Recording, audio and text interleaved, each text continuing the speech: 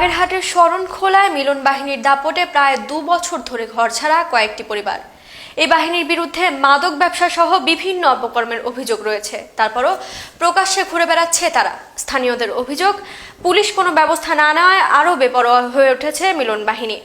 Police বলছে অপরাধীদের আইনের আওতায় আনা হবে। বাগেরহাট প্রতিনিধির রিপোর্ট জানাচ্ছেন ফাহিমা সুফল। বাগেরহাটের শরণখোলার ধানসাগর ইউনিয়নের রতিয়া রাজাপুর গ্রামের 4 ভাই মিলন, মনির, নেহারুল ও সগীর। তাদের নির্যাতনে ঘর ছেড়েছে কয়েকটি পরিবার। এছাড়া মারামারি, ধর্ষণ, নির্যাতন ও জমি দখল সহ কয়েকটি মামলাও রয়েছে মিলন বাহিনীর বিরুদ্ধে।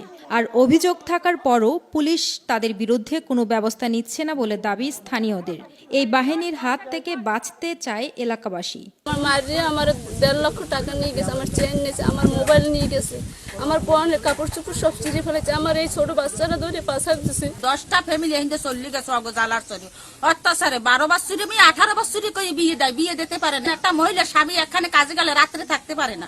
ওরা এইগুলো অত্যাচার করতে আছে। থানায় গেলে থানালারা কোনো বিচার করে না। এই মিলনের জ্বালায়, সগীরের জ্বালায়, আর নজরুল আর নেহারুল আর মনির, এই 5টা লোকের জ্বালায় হাসিনে দেড় দিকে হাসিনা আর ফ্যামিলি সব হাফেজের পোলা বউ পুতের বউ সব সেরে গেছে। জোর করে নিয়েছে। আমরা 2 বুড়ো বুড়ি ঘরে, আমার বউ হেও একটা বাচ্চা, হেও চলে গেছে ভয়তে। মিলন বাহিনীর বিরুদ্ধে এলাকায় কয়েকটি মামলা রয়েছে বলে জানালেন স্থানীয় ইউনিয়ন পরিষদের সদস্য। এদের নির্যাতনে আমার ওয়ার্ডের 6-7টা ফ্যামিলি এলাকা ছাড়া।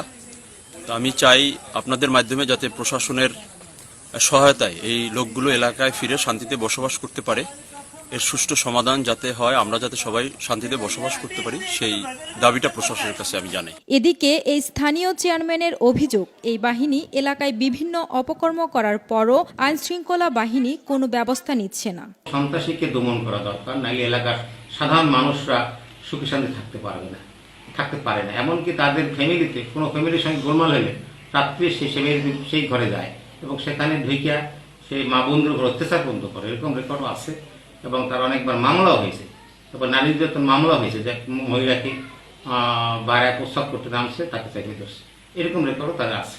কিন্তু পুলিশ কেন, প্রশাসন কেন তাদেরকে স্টেপ নেয় না বা তাদের কোনো বিচার করে না, এটা আমার জানা নেই। আমি বহুতবার তাকে চেষ্টা করছি এই ব্যাপারে, পুলিশকে জানাইছি, এসপিকে আমি একবার জানাইছি এই ব্যাপারে। তবে সব ধরনের অপরাধ, নির্যাতনের বিরুদ্ধে কঠোর নজরদারির কথা জানালেন স্থানীয় থানার পুলিশ কর্মকর্তা।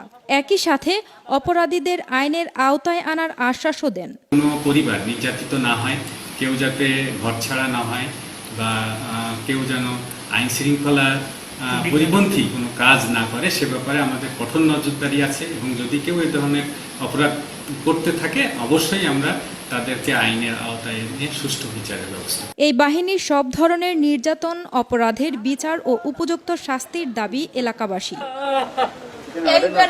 Voice TV news desk.